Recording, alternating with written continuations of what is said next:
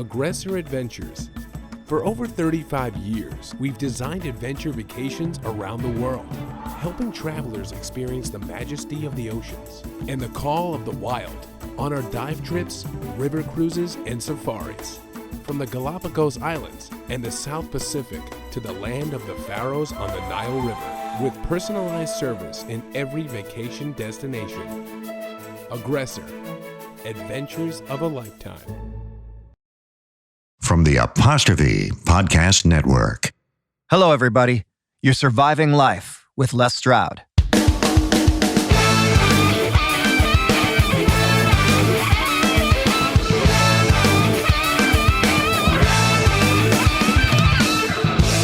I'm working on jealousy.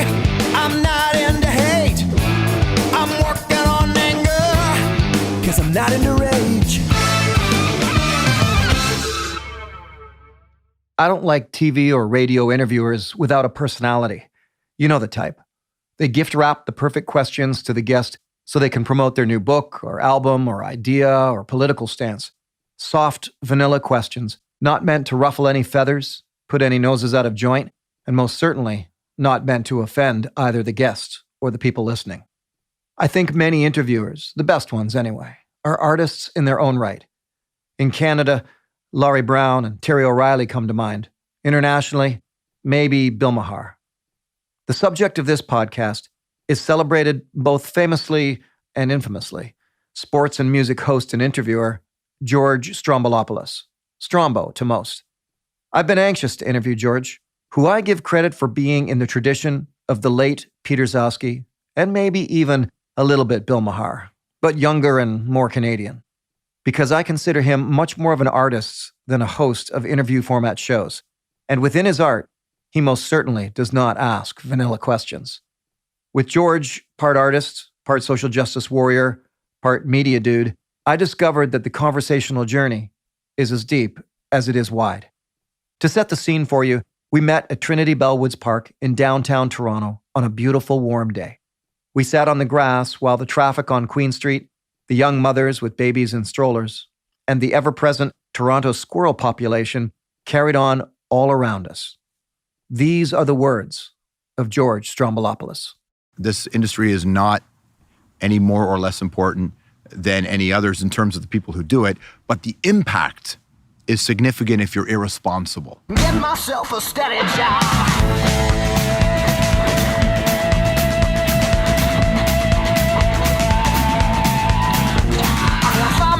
A movie star. I wanna find myself a movie star. I wanna find myself a movie star. We'll get drunk in an LA bar and I get myself a steady job. This generation stands up against injustice way better than we did. Long walk home. Come with me now. We can be together on this long walk home.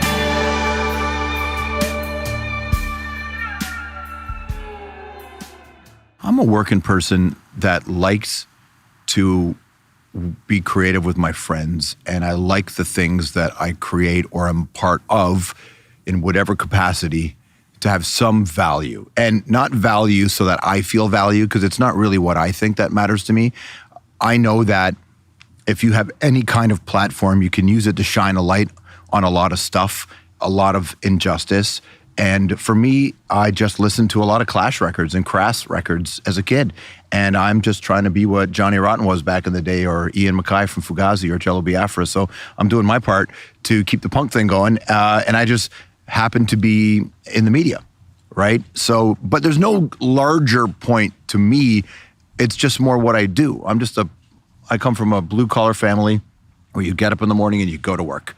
And that's what I do every day. And that's what I've been doing every day. It's not magic to me. It's not even philosophical to me. It's just get out of bed, go to work. That's it. Yeah. But you're not, like, I wouldn't describe you, and I don't mean this in a bad way. I wouldn't say, oh yeah, Strombo's, he's salt of the earth, man. No, I would say he's a cool hang, and I love, he's a great talk, and I love hanging with the guy because he's a normal human being. But salt of the earth, I think, get up and go to work. And I don't see that with you. My question is, are you an artist? I think I like to approach a lot of things like an artist, but I'm a forklift driver. I'm a sandwich maker. I'm a newspaper delivery guy. I used to take limestone out the back of a pickup truck and fill ditches. I build decks. I landscape. Like, I'm a working person, and I just happened to get on the radio. But so to me, salt of the earth is an interesting thing, because what you're talking about is a traditional definition of what a man does: get up in the morning and go work with your hands. Man or a woman. Yeah, man or yeah. I did all that. I did the handwork. I just got lucky that radio took me in the direction that it did. Not that I was unlucky then, but I really like doing this for a living. But I approach it all the same way: blue collar, go to work. This industry is not any more or less important than any others in terms of the people who do it, but the impact is significant if you're irresponsible with the presence. And I refuse to be irresponsible. I will pick fights with the people that I think are irresponsible. So I'm a frontline worker in my line of work. Have you been irresponsible in the past? Can you remember a time when you sat back afterwards and went, damn? Yeah, I'm sure I've done shows. I know I've done things where I'm like, I don't know that I feel that way anymore. I disagree with my position now, for sure. But no, to be honest with you, aside from obvious gaffes of not understanding the impact of language, I'm talking the early 90s when I was a young broadcaster, I have spent an enormous amount of time trying to do it the right way. I was just very lucky that I had a stack of bosses who let me be me, but also put the work into me and taught me how to be the better version of me. That's the national anthem, by the way, of my neighborhood right there. That's the national anthem. I've been listening to that all night, believe me. I've got the same background. I mean, I was a garbage man for 5 years. Yeah. I loaded tomatoes off the backs of trucks, the Ontario Food Terminal at the base of Park Lawn. What were you at the high school party? Were you the guy where we'd be sitting there and we'd be like, oh, come on, Strombo, really? Shut up, dude. No, I wouldn't have been I wouldn't have been at the high school party. I was the metalhead, the punk kid, the rock and roller. So, but you know what? I got along with most people. But I certainly wasn't part of the club by any means. What about the punk club?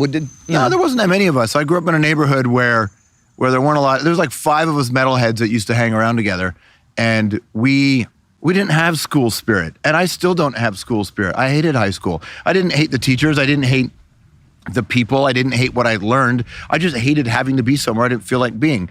And I wasn't one of those kids who just thought education was the be-all and end-all. I didn't go to university. I didn't apply to university. Never considered going to university because, first of all, who could afford that and who wanted to carry that student debt?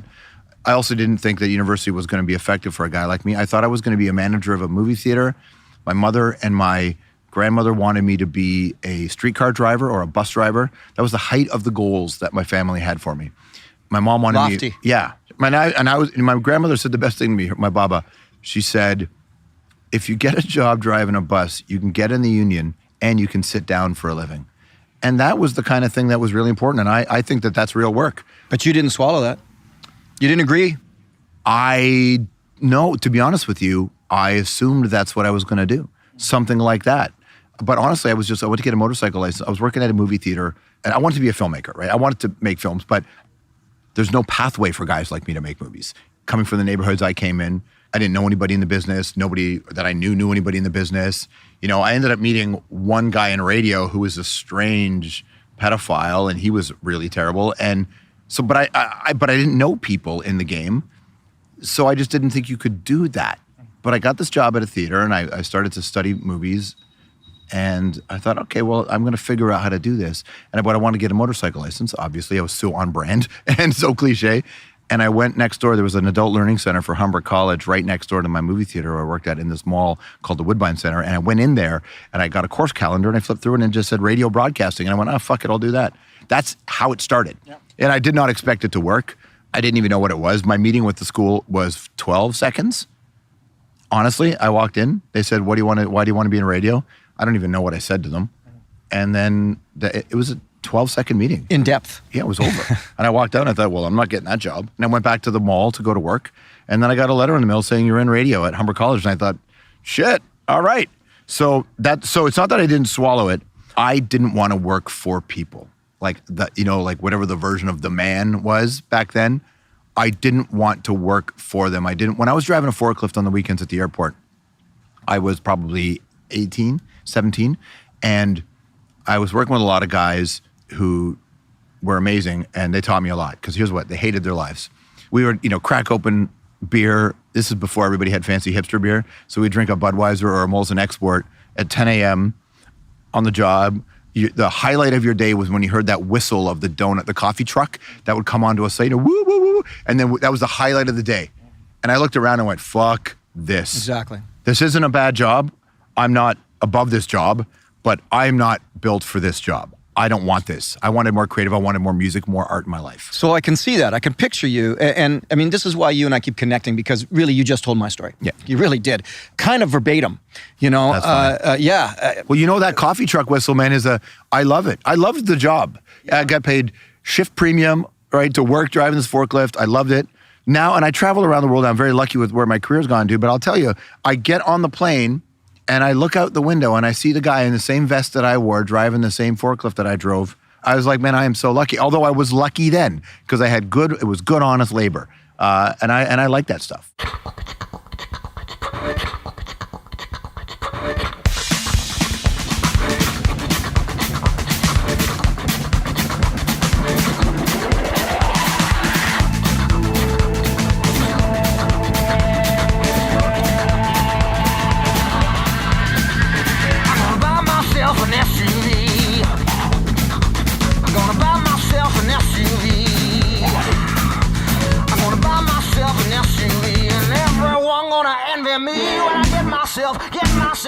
Get myself a steady job.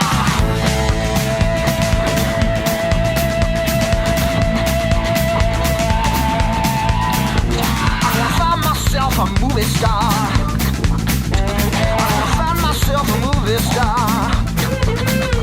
I'm gonna find myself a movie star. We'll get drunk in an LA bar and get myself a steady job.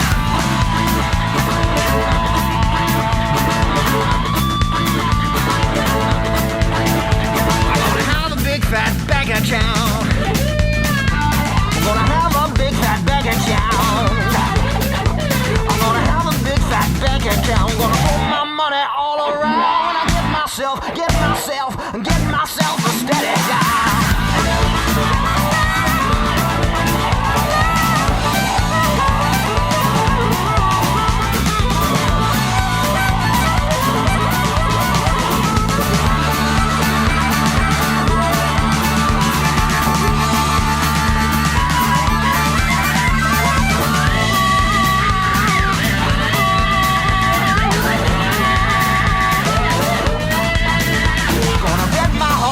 Number one. I'm gonna bet my horse is number one. I'm gonna bet my horse is number one. Spend my money just for fun. I get myself a steady job.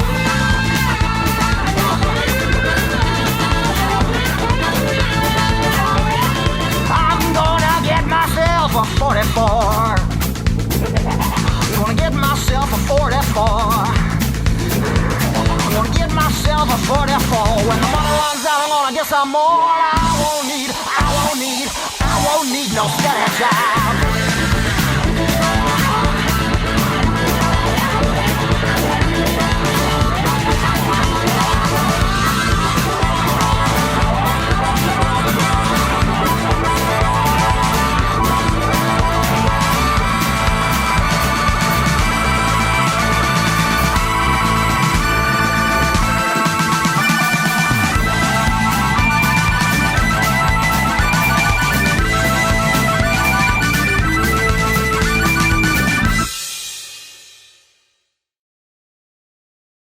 You're surviving life with Les Stroud.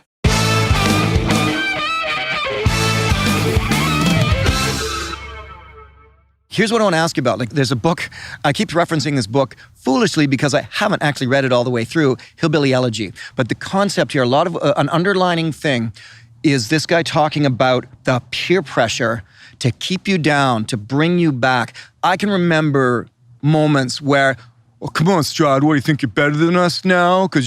Because when I stopped hanging out and stopped that part of my youth thinking like you, I'm thinking, no, man, no. I don't want to do that. And if I had a grandma who said, I'd say, okay, thanks, grandma. And inside I'm like, no, not going to be me. Yeah. Did you feel peer pressure to hold you back in Rexdale? I didn't. I had moved to Malton. Great. Yeah, I was very lucky. I actually, the greatest gift my mother ever gave me, aside from being a loving, amazing mom, was I don't think I can ever remember a time in my entire life where my mother asked me, so what do you want to do for a living? I had zero pressure on me to accomplish anything because my mom said to me, what you do is way less interesting than the kind of person you are and the way you make people feel. She said, a job is a job. It doesn't matter. In my head, I was always going to do whatever I felt like. I never, ever felt like I had to do something to make my family proud because my mom hated the concept of pride. Interesting. Hated the concept of pride. My mom was always about be humble, be humble, be humble. So here's the thing. So I was very lucky in Malton. I was about 16 years old. And I walked into a music class, I had to wear a uniform at school, but I would wear a metal t-shirt underneath my white shirt so you could see it. Which band? It was always switching, but it would have been in 1985, it would have been Metallica, Slayer, Venom, AC/DC, it was the metal of the day. I remember there was a guy sitting in the back of the class, long blonde hair, and he looked at me, he's like, yo, and he saw my t-shirt, and he had a metal t-shirt under his shirt, and he said, you sit with me. He says, I think when you had your communion, I went to the Catholic school system, you knew my cousin Steve. And I said, I did. And he's like, sit with me, man. It was first day of school. His name was John Sobekin. It was me, John, Danny, a guy called Dave, and a guy called Jimmy and Stu. This little crew of metalheads found each other. And those guys were the first guys I knew that moved to LA when they were 18 years old. So in our life, there was no ceiling because we thought, and nobody was ever, part of the reason why nobody told us, you got to stay down is because I don't think anybody, cared about us, but also I don't think anybody thought we were going anywhere anyway. We didn't give any indication that we were going to go and, no one looked at us and went, man, that fucking guy, we were no Matt Damon in Good Will Hunting, right? So people didn't give a shit about us. But also I'm Malton, this neighborhood I grew up in ultimately is a really special place and nobody got in our way. And if you're from Malton, you have a chip on your shoulder, that's enormous. I have it still to this day. And it helped me from getting arrested when I was in Pakistan fighting with a Secret Service agent. Malton is a chip on your shoulder. And so my guys there, we were all just like, fuck it, we'll do whatever we want. So they moved to Los Angeles to become rock and rollers. It was all about music for us. Sure. So in our world, it was just go wherever you want, man. Nothing can hold you back except for yourself. What's the chip? The chip is knowing that you can't do anything you want, but you can sure try, and it doesn't matter what anybody thinks. Growing up there, we all felt like it was the center of the universe, and we didn't give a fuck what anybody thought of us. And that's the chip. I still don't. It's like motivation fueled by anger, though. The way you describe it. And I'm not even saying that's as a diss. I'm saying maybe anger, but what we never tried to do was we never tried to fit in. We never tried to be a part of a community that didn't want us. We don't care. When I see people now just figure out they're going, I just want to be welcomed in. I'm like, why? Yeah. It's the thing that annoys me the most about bands in the modern era who are super brand oriented, right? And they're just talking about brands. I'm like, everybody's trying to opt in, opt out. They're being taught that. But we were taught that too in the 80s, the disposable generation, right? Everybody was buying into bullshit. We didn't do it because we listened to better music. And by better, I mean it taught us to opt out of the system that's going to throw you overboard anyway. Just the way it threw your parents overboard, the way it threw your grandparents overboard when they came here on the promise of something that wasn't real. So I was just super lucky that my crew of friends, we listened to the kind of music that we never, ever, ever wanted to fit in. We never wanted to be part of anybody else's club. We never wanted to be part of, in fact, when the school announcements were going on for teams, we were never joining any sports teams. Like, fuck that. We didn't want to. But we heard an announcement for curling, and we just thought, curling. No one like us joins curling. So we joined the curling team looking like we looked, and we also knew that curling would take us to regions where we could meet girls from other schools that we weren't going to meet in our neighborhood. So we were very strategic about it. But we never, ever wanted to be part of anybody's club. What I'm trying to piece in my mind is where this motivation comes from, but I'd like you to tell me a bit more. I don't have any motivation, bro. Well, tell me about your mom and dad. My mom's amazing. My mom's a woman called Mary. I don't have a father. I mean, I have a father technically, but I was raised by my mom. Okay. Was your father in the picture at all when you were younger? He left when I was 7. Okay. Yeah, so he left when I was 7. not really in the picture then? No. I mean, I've seen him 4 times in 40 years. Okay, mine left emotionally, shall we say? Yeah. You know, there but not there. Yeah, but see, I got the best of the deal. The best of the deal is if you're going to go. My dad left and he was a ghost. I didn't see him again. But I'll tell you, my mom, who's, just to give you an insight into who that lady is, she would never let me say a bad word about my dad. She never said a bad word about my dad. He didn't give us any money. She said, what, are we going to take blood from the stone? Like, he doesn't have any money either. Like, we were all dead broke. We grew up way below the poverty line. My mom was just like, love and family are important, but sometimes people who are supposed to love you can still love you and just not be there. So she did not let me grow up with any daddy issues. She did not let me grow up with any sense that the cavalry was coming, that anybody owed me anything. It's funny because my mom is pretty conservative. She's a hardcore Christian, but what she doesn't realize is she's the one that taught me to be this fiery, anti-authoritarian guy. My mom loves authority, but she's the one in her actions that taught me that no one's there for you, bro. Like, you got to go and what's important to remember, she said, is that when you're in a position where you can help, don't shirk your responsibility. Be there for others. This is what you were saying the other day to me. You got physical about it. You said, you know, I'm a guy, just get up, you know, I'll spread my elbows and get behind me. Yeah. So are you a defender? Yeah. Yeah, I like to fight. Yeah. I like to fight. I don't like to fight for the sake of fighting. I don't have any adrenaline issues, but I'm missing the chip in my brain for fear. I don't have it. And I wish I did a little bit. Has that worked against you on occasion? It must have. Totally. Yeah, I'm sore from broken bones, from stupid shit. I'm lucky I don't have an adrenaline thing. Like, I don't like jumping out of a plane. It's like, no thanks. And that stuff's not into me. But I'm not a roller coaster guy, but I love racing motorcycles. And I don't do it for adrenaline. I do it because I find that when I hit a really crazy turn, and if I hit it right, everything goes quiet in my brain. And it's the only place where I go. The place where I get the quietest is on a motorcycle in my helmet. That's when I'm at my most peace, right? But I don't have the fear, and I guess because I believe, and maybe I'm incorrect in this belief, but I believe I'm on the right side of history, and I believe that I'm just doing what people do who are in my position, which is you stand up and you fight for others in whatever capacity, and whatever weapon you were born with, whatever your weapon is, make sure you're good at that, with that weapon. So I'm good with my weapon, which is I'm a reasonably experienced broadcaster, and I have an ability to sit down and talk to people. So it's like, okay, so if that's who I am, then let me just do that on behalf of some other people too. And this is what most people in our business don't understand, is that they're so busy trying to make this about them. But I keep trying to tell them, if you do this the right way, you're going to get all the benefits of it being about you anyway. Right. Man, that squirrel's so close to you. How cute is this? Oh, you missed it. He was sniffing your elbow. Hey, buddy boy. I know. The Toronto squirrels. I respect when they built this, I'm an urban boy, as you know, and when they built up these cities and all nature scrammed, I respect the animals that stayed. Oh, yeah. Oh, my God. Squirrels and raccoons, I'm down. A quick tangent. I'm very big on the nature back in schools movement, the work of Richard Louv and the nature principle, all that sort of stuff. I just showed Logan today, we were driving downtown, he said, where are the schools in the city? I said, well, we're right beside one. I said, see that big slab of gray pavement? That's a school. Yeah. I said, I'd love to see that ripped up, put the grass back in, put the trees back in. That's what I grew up with. Dude, I used to, when I grew up, and our schools were concrete and rusty steel toys, jumping over needles, and used condoms when I was in grade school. Rexdale, of course. Yeah, I love nature, and I used to go camping all the time, and I still camp.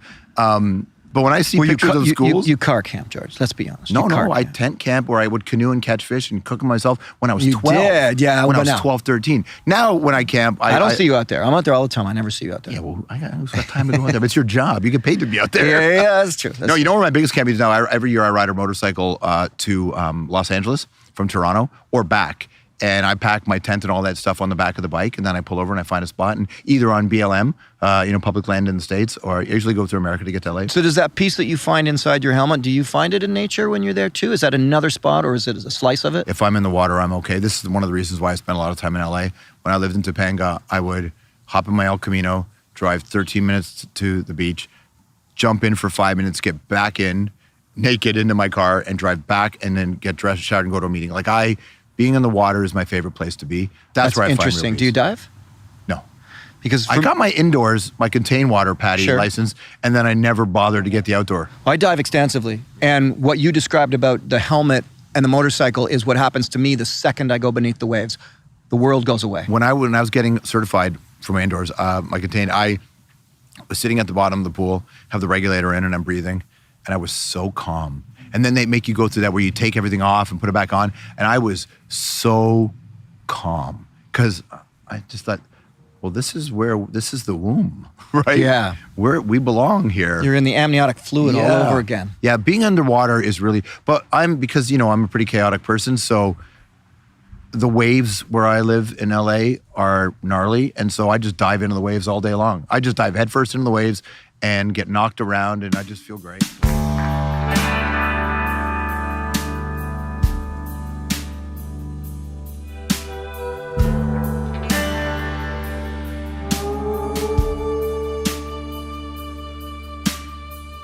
Concrete beneath my feet, darkness invades the street.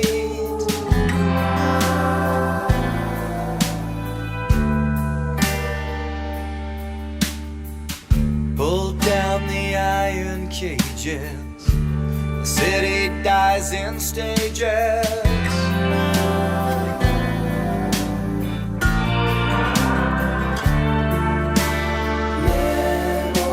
I can't find you anywhere I look out on this long walk home. Come with me now. We can be together on this long walk home.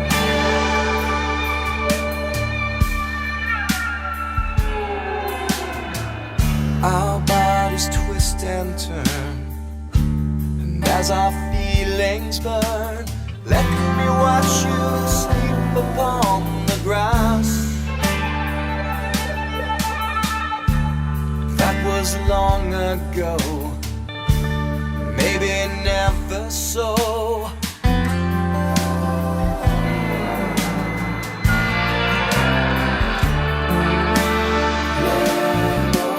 I can't find you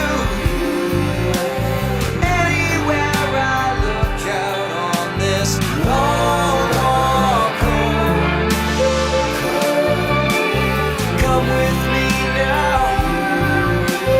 We can be together on this long walk home.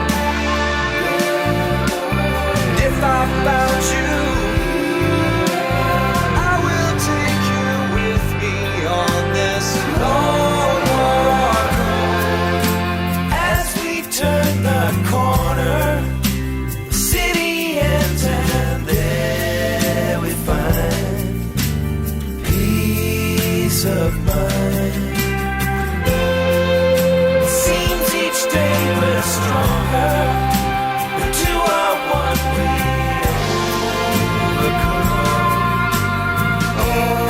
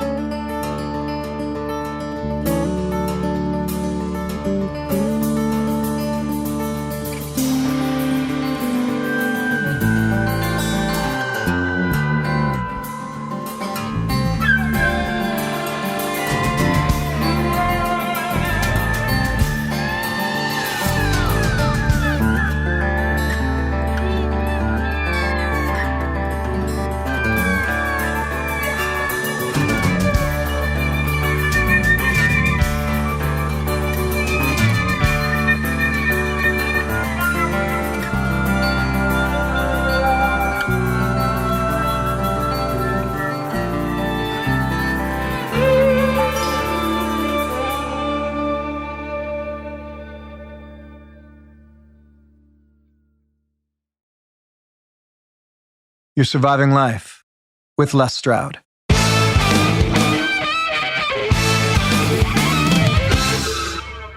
I'm trying to define in my head the difference between you being chaotic and not being an adrenaline junkie. Because adrenaline people are chasing something, and I am something. It's different. It's my brain. That's good, George. Yeah. That's very good. No, that's what I believe, right? Yeah. Like, I'm not chasing a rush. My brain is a fucking rush. And it's not a good thing all the time, but it's a thing, right? It's hard to maintain relationships.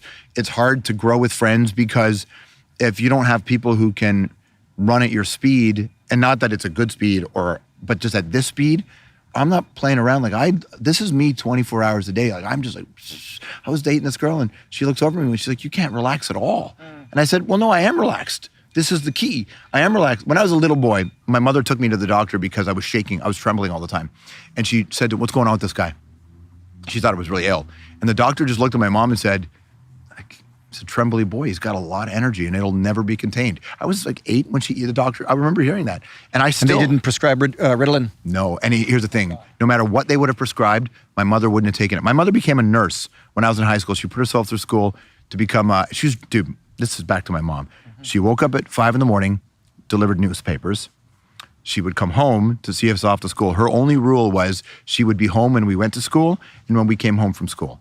But she still worked 3 jobs. She just got jobs to make sure she was home because she said, if you're a latchkey kid, you're going to get in trouble. She knew who I was. Yeah. She could see right away who I was. So she would get up in the morning, deliver newspapers. She would come home, get us off to school. She would then go work at this Greasy Spoon restaurant by the airport where we lived.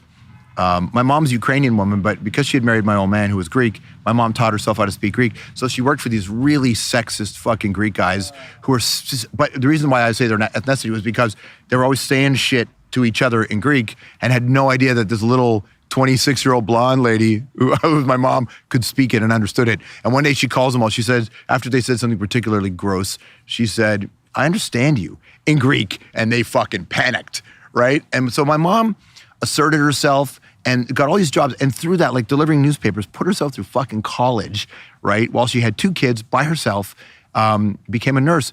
And a nurse's assistant, they were called RNAs back then. And the reason she quit that job as a nurse's assistant, she said to me, the doctors are over-prescribing. She felt ethically, she would rather not have that job than be a part of a situation where she had to administer what her training and her instinct taught her was an unhealthy amount of medication. So if I was ever prescribed Ritalin, my mother would have flushed it down the toilet. That's Never. fantastic. Yeah, but look, I mean, I am so grateful that the algorithm paired me with my mom, because even though we don't agree on a lot of things politically and intellectually, we are so tender to each other. Because my mom, my sister, and I, the 3 of us, it was like us against the world, right? What do you do with the Christian atheist thing? Because your I mom is rejected all strong. that. Your mom's strong Christian, and you're Massive. not. Yeah. What does she do with it? What do you guys do? I mean, and if Keeps I'm her- getting too no, personal, you just can tell ask me to whatever shut I- up. It keeps her up at night. She says that she grieves. She was worried about you. Yeah, I'm going to go to hell. Yeah. And then I don't make it any easier on her because I make lots of jokes. Yeah, she doesn't like that I have tattoos. She thinks that they're signs. She doesn't like that I wear jewelry that is, borderline, if not overtly satanic. She It was doesn't the whole love punk music. thing, punk influence and everything. Yeah, right? and you know the 80s, bro, when the early 80s when they had the satanic panic, when the news media was out there, you know, doing these stupid stories. That's why journalism is I remember important. well. I actually did sorry to interrupt you, but I actually did a doc story with Daniel Richler and Laurie Brown on Christian rock versus satanic rock, Really, and eh? my job was interviewing all of the Christian artists. Wow. So I went to all of the festivals and interviewing DeGarmo and Key and Amy Grant and Larry Norman. Yeah. You know, all these guys. Oh yeah, man. It I was a sent to the weird Daniel thing. Band concerts and Daniel, Striper. oh, I knew the Striper. Yeah. They came out again recently. I follow them on Twitter. I got no beef with them. I was 5 years old. So my mother couldn't afford a babysitter, right? So when she was working during the summer, she had a lot of temp work during the day. So in the morning on Rexdale, I don't know if you remember the Albion Mall. Across the street from Of course. Yeah, across the street from the Albion Mall. The Albion area. Mall, there was a pool hall back there where I remember that was the first time I ever saw a baseball bat with a nail through it. at the I've end been to of that it. pool hall. Yeah, I used to play pool. So when I was really, really young, 7 years old, something like that, 5 years old, my mother would take me to the library, take me to the Albion Library across the street from the mall, and ask the librarians not to let me leave. So I was unchecked, and so I would just wander around the is the library all day. 80s. The 80s, yeah. I was reading, This is the late 70s, early 80s. And so my job was, basically librarians would hand me books based on my interest, and I would read. My mom would pick me up at noon, and for lunch, we would go have lunch, and then she would take me down the road. There was a senior citizens home there, and she would make me go in there and find somebody, a senior, who was alone, who had no family, and say, now be their friend. She said, this person's lived a life you'll never live. They have experiences you'll never get. Your job as a person is to be their company and listen to them and learn. So this is how my mom patchworked, raised me with community. But at the library. And your sister too, I'm assuming. Yeah, my sister as well. My sister was a lot younger than me at the time. So it's just, I was 7, she was 5. But eventually she was would go into the same sort of footsteps. Absolutely. Yeah, my mom had this woman, she would visit Mrs. Buckle at the old folks home, and I would go, and Jimmy was my guy. He was a World War II vet. You remember the names? Yeah, Jimmy. Oh, dude, Jimmy used to teach me stuff about what it was like to be in the war, right? I'm young, right? And I'm learning all this stuff, but I was really shy. However, it taught me that your job is to be beside people, right? And be there for them. But at the library, I was about 5, 6 years old. I was with my friend Julio. I saw a bunch of adults walking behind this curtain. So I was unchecked. So it just followed the men, followed where they went. And there was a bunch of banquet chairs laid out and one of those portable projection screens. So I sat in the front row, 6, 7 years old maybe, I can't remember exactly. And they screened Return of the Living Dead. Night of the Living Dead, the original one. The original George Romero one. Oh, I bet your mom loved that. She didn't know. And I watched it and I was just stunned by what I was seeing. So young. Right around that time, there was a TV show called Hilarious House of Frightenstein that was on. Billy Van. The best. And I watched that and I was so afraid to watch it because it was like 4 or 5, 6. And I would wake my mother up to make her watch it with me, but I would watch it.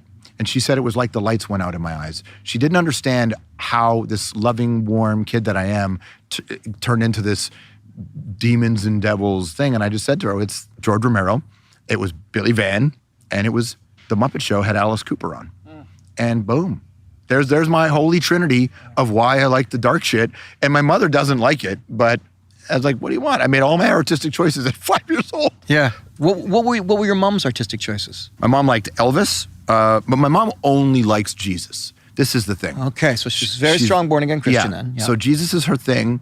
She's a Catholic born-again Christian, sounds like. No, she's not. She was not. Well, the joke in my family is that we used to be Catholic, and then my mother found God. Right. Right? I've heard that, Yeah. So, no, evangelical Christian. My mom liked Elvis. My mom liked Meatloaf. My mom liked the Carpenters. My mom didn't like the Beatles that much. So yin and yanging it then between Meatloaf and the Carpenters and until the Carpenters took over. She liked 2 out of 3 Ain't Bad. That was what she loved, right? The 2 out of 3 Ain't Bad stuff.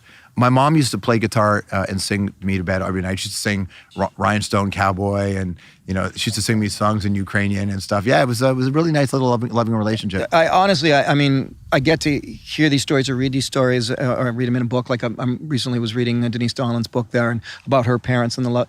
And I just sit in envy. I mean, my background is very dysfunctional, radically dysfunctional on both sides. Yeah. Both I put it this way: I see my mother 20 minutes a year right now. That's it. That's 20 minutes. 20 minutes a year. Is she in jail? No, she actually lives down the street. Really? Well, you know what? But which is not me, unloading something ridiculous. The reality is, I was raised in a dysfunctional situation. When I hear stories about someone like your mom, it's a wonderful, warm feeling of envy. Like, man, it's alien, right? It's alien, but it's like, you see? It's like now when I see my friends talk about their dads. When I see my friends talk about their dads, I have no concept of what that's like at all. I was at Burning Man, and my friends were on a lot of drugs at one point, some of them, and they started crying. Good thing you were straight. Yeah, I was told. I keep it clean. And they were crying, and I'm like, why are you crying? And they cried out of nowhere, right? And I'm like, why are you crying? They said, well, they were just thinking about this experience they had with their father, and then they realized that I didn't have a dad. And I said to them, dude, I've never shed a tear over my dad. Like, it's cool. I'm not even mad at my dad. It's like he was 26 when he left. I'm not fucking going to be mad at a 26-year-old. Yeah. The fucking guy he's 26. Kid, basically almost, just past being a kid for a few years. Totally. Yeah. They were like, I think my mom was 18 or 19 when he knocked her up. So it was, yeah, I ain't mad. But when I hear them talk about their dads, I look at it, I'm like, I don't even know what that is. But my Uncle Paul and my aunt married a guy called Paul. So these 2 Uncle Pauls and this guy called Lon, who's like, in the neighborhood, there's always like the good guy. The kids can go play around the house in the backyard and everything's cool. And back in the 70s and 80s, you remember, there was a lot of pedophiles in our neighborhood because they were putting them in our neighborhood because we were a poor neighborhood. But our neighborhood, we ran free. There was like guns and knives. You're the last drugs. generation. We were the last generation. You're the last generation. I mean, I'm about 8-10 years before you, and it was the whole come home when the streetlights come on. Totally. And you would beat that by 45 minutes anyway. You'd still be into the dark. But you were the last generation. Yeah. And I'll tell you something. I think the reason I am the way that I am is because of that generation, that era. Like, I was free. And I took full advantage of it, right? So this guy called Lon, who ended up marrying my mother, he became my mom's second husband. He was an amazing influence on me. So my two uncles and Lon. Your stepdad at the time, but he didn't marry her until I was well in my 20s. Okay. So he wasn't like he was just there as an influence. Yeah, and he lived across the street, and he was a firefighter. We used to, when he would work overnight shifts, we'd babysit his kids and shit. So I never grew up thinking you needed a nuclear family, because I found that the neighborhood was your family. And I think that's why I put my elbows up so much, is because I know what it means when people who don't have any reason to be there for you are there for you. I value that a lot. That is very powerful. Actually, I can feel it even when you say it, because I remember the Defenders in high school. I wasn't a big guy, but I wasn't a small guy. I had really good wit, quick wit, and I could make the dangerous guys laugh, which endeared me to them. That's how I saved my life. Well, once in a while, though, I would then, there was a couple of years where, I was caught in I'm going to get the crap beat out of me every day. I'm scared of Bobby Fischer. I'm scared of so-and-so. And then along comes a Defender. It was what was the name? Our guy was called Dave. Dave defended us. This guy's name was Roman, and he was Ukrainian. Is he? Yeah. Our guy was Dave. Dave used to walk around with the beatbox playing Pink Floyd, The Wall, 7980. It was like, he saved us, man. I was a weakling. Isn't that a wonderful thing to be saved? I mean, you just like, this guy Roman, I remember one time, he just looked at me and said, walk home with me, Les. Yep. And Bobby Fischer sat over at the side, and Roman just looked at him and said, you touch Stroud again, you're going down. And he had no reason to do that for me. He was just a good dude. It's just a good dude, man. I grew up afraid every single day. It's why I have no fear now. Leaving my house and walking to school, every single day, I was afraid I was going to get the shit kicked out of me. And some days I did, often I did. And I lived in the kind of neighborhood where you were going to get beat up just because there's a group of guys across the street, right? So if you see them, you're like, fuck, here we go. So I grew up every single day trying to not get smoked on my way to school or on my way home from school. And you find the ways, like if I go down this alley or on that street, they're down there. If I go over to the right corner, they won't see me. I knew every catwalk. I knew every way to get around stuff. And I'll tell you, I'm grateful for the experience. I grew up thinking that, what I liked about it, Les, is what it taught me was that it's a dangerous world. And I never wanted to be protected from it's a dangerous world. And it was a very dangerous world when I was a kid. And I am grateful that I saw it up front, up close. And now I don't have any fear, because I think just on a pure physiological level, my body was processing fear, right? So much, up and down, up and down, up and down, up and down, that now it's like, fuck, my bar is so high. If you want to, I was in Sudan and Darfur during the war when the genocide was going on. I remember. What were you doing there? You can't throw that sentence out. Well, I was out there doing something, and I was hanging. Okay. I was in trouble. I was getting in trouble with the Janjaweed, the people who were committing the genocide. And that's where we'll leave George in part one of my interview. Not in a park in Toronto, but rather Sudan. Seems like as good a place as any. I first met George when he was interviewing me on CBC TV. I was riding high with my Survivorman series, and so the inevitable TV and radio interview rounds had to be made, his show being the peak of the experience. I knew with George I couldn't just sail through the interview answering a few lame questions. His speed of diction alone is staggering. You often have to hold on for the ride. So I did what I thought I should right before the interview. I downed 3 cups of coffee, hoping to keep up with him. Then I discovered his own little secret, though I think he's off them now. He was downing Red Bulls. Keep listening for part 2 of my interview with George Strombolopoulos. Our knob tweaker is Keith Oman, and we are possessed by the Apostrophe Podcast Network. Keep listening, everyone. We'll figure this out.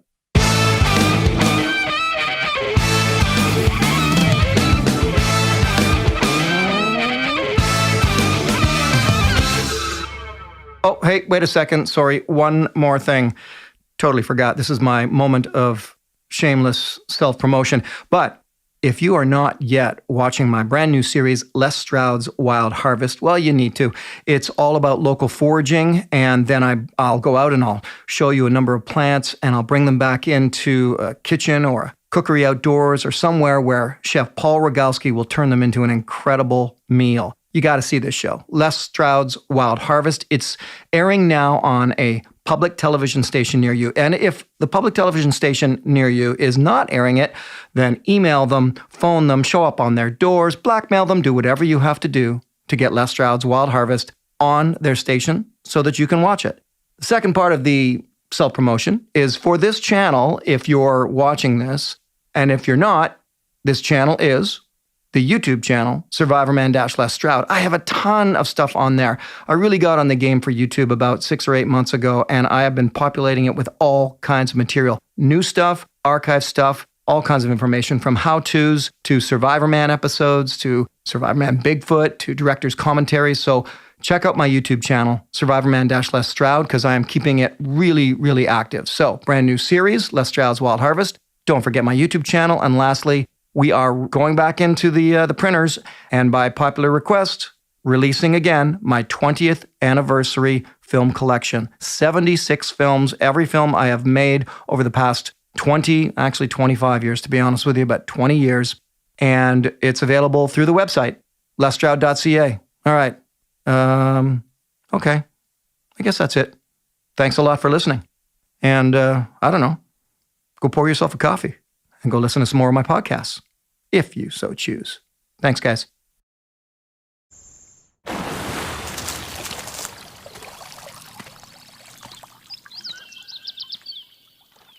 Aggressor Adventures. For over 35 years, we've designed adventure vacations around the world, helping travelers experience the majesty of the oceans and the call of the wild on our dive trips, river cruises, and safaris. From the Galapagos Islands and the South Pacific to the land of the Faroes on the Nile River, with personalized service in every vacation destination. Aggressor. Adventures of a lifetime.